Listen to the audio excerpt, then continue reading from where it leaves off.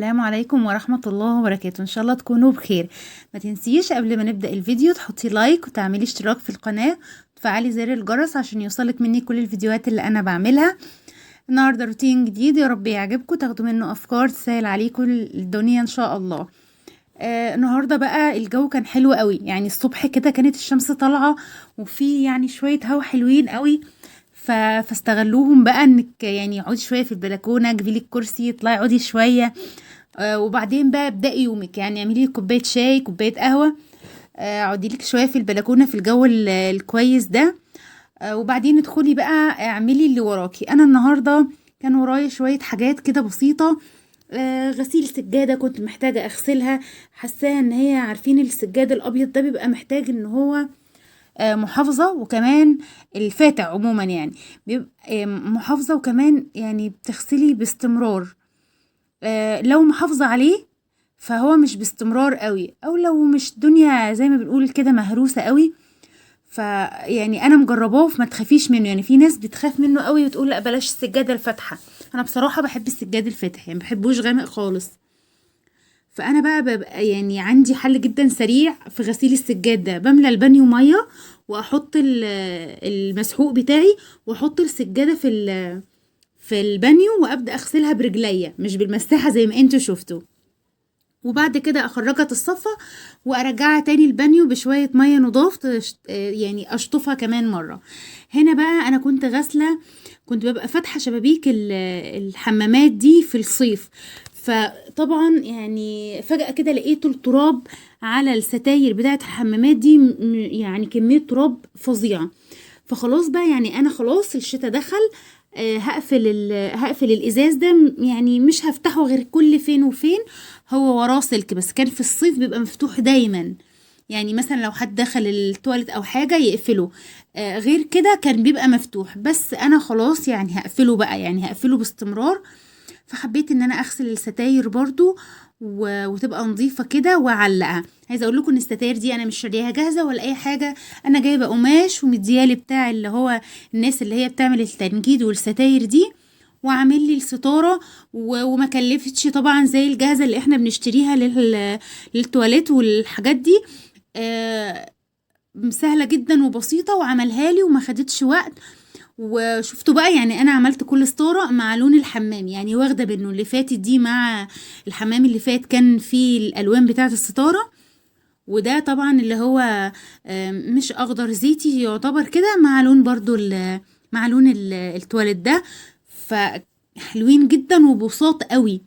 اللي متعلق عليهم دي من الخشب، شكلها حلو قوي وبساط ويعني ما كلفوش كتير زي ما تشتري الستارة الجاهزة، وبتختاري القماشة بنفسك وبتختاري اللون، فالجاهز بيصعب عليك انك توفقي جاهز شوية مع حمامك.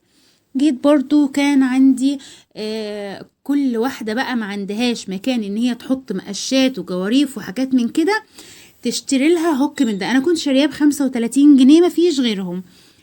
جات لي الفكرة ان انا اعلقه على الباب المطبخ كده، يعني من الخلف.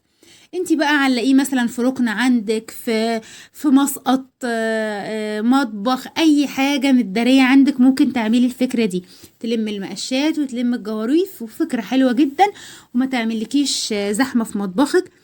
فدي فكرة حلوة. شفتوا انا قفلت الباب ما عادش باين اي حاجة. هنا بقى بما ان كانت المواعين دي انا مشطباها امبارح، فعايزه اقول لكم كان معظم الحلل بره، ليه مش عارفه يعني ما اعرفش بصراحه. استغليت بقى ان كل الحلل بره، وحبيت ان انا انضف الدرجين بتاعهم. انا بقى جيت يعني هبدأ ادخل كل المواعين اللي بره دي بقى عشان يعني الدنيا تتنظم وما تبقاش مكركبة كده. هرص طبعا المعالق والحاجات دي في مكانها، وكمان زي ما قلت لكم هستغل ان الحلل بره وانضف الاماكن بتاعتها تنظيفة حلوة. استغليت الموقف بقى وهنضفهم تنظيفة حلوة، لانهم بصراحة كان يعني عايزين تنظيفة كويسة كده، وان انا امسحهم واظبط الحلل وما يبقوش بطريقة عشوائية. فجيت بقى يعني خلاص طلعت بقى ايه يعني كل الحاجات اللي باقيه انا طلعتها، بما ان اللي كان اصلا فيهم هو مغسول وطالع، فلو في حاجه باقيه طلعتها. وبدات بقى اشيل المفرش ده. انا يعني المطبخ كله فرشاه مفارش زي كده بلاستيك. انا طبعا هاخد دول اغسلهم، يعني هغسلهم غسله حلوه في الغساله. فهحط مكانهم مفرش من بتاع الاكل العادي خالص. والمره الجايه بقى لما تبقى التنظيفه الجايه ان شاء الله هرجع بتوعه زي ما كانوا، بس انا هغسلهم دلوقتي. وعشان ما استناش فتره اغسلهم وبعدين ينشفوا كده، هبدا افرش مفارش تانية. انا هنا بقى جبت يعني مناديل وكده، فلقيت الوضع بالمناديل لا، الوضع عايز فوطه، يعني الدنيا عايزه تنضف اكتر. فجبت في الفوطه بقى وسبونشة الاول. بليتها شويه بريل وميه كده، وبدات امشي على الدرج من يعني ما بلوش، بس فاهمين اللي هو تنظيف شبه جاف كده. وبعدين بعد ما دورت عليه وحروفه وكل حاجة بحيث ان هو يبقى نظيف وخلاص، يعني انا هفرشه على نظافة وارص فيه على نظافة. جيت بقى مسحت الدرج كده ونشفته كويس قوي، ويلا بينا نفرش وزي ما بنقول كده ايه، نرص على نظافة.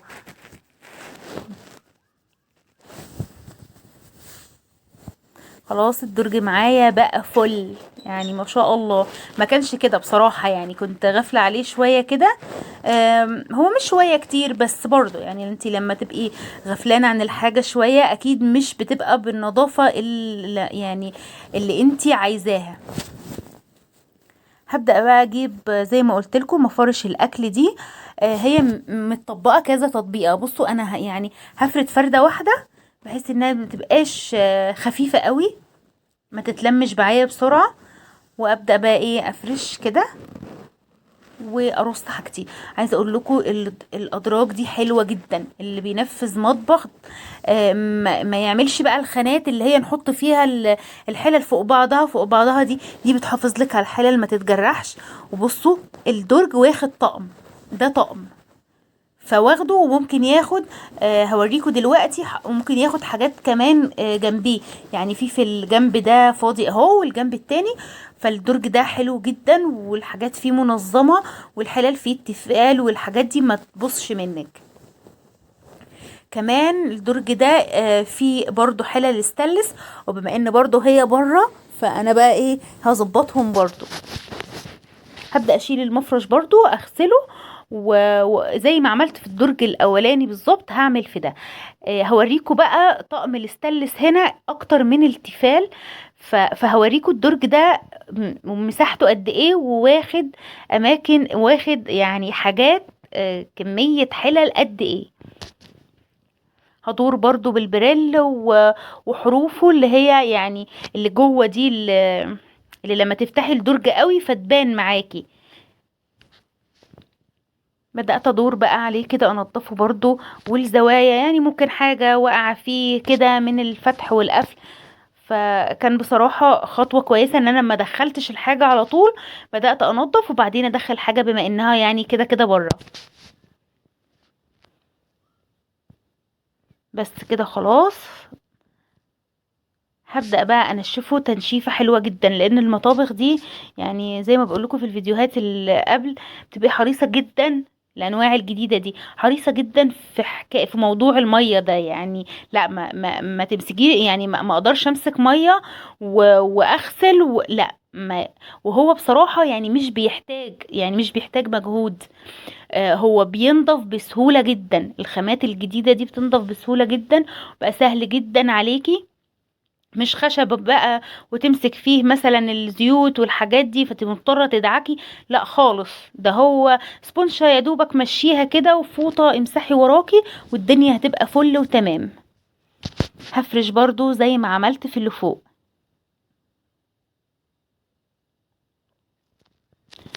تعالوا بقى زي ما قلت لكم اوريكم مساحه الدرج دي واخده قد ايه عندي.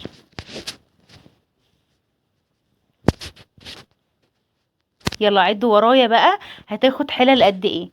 ما تقوليش ده درج ومش هياخد معايا حاجه، ولا لا خالص.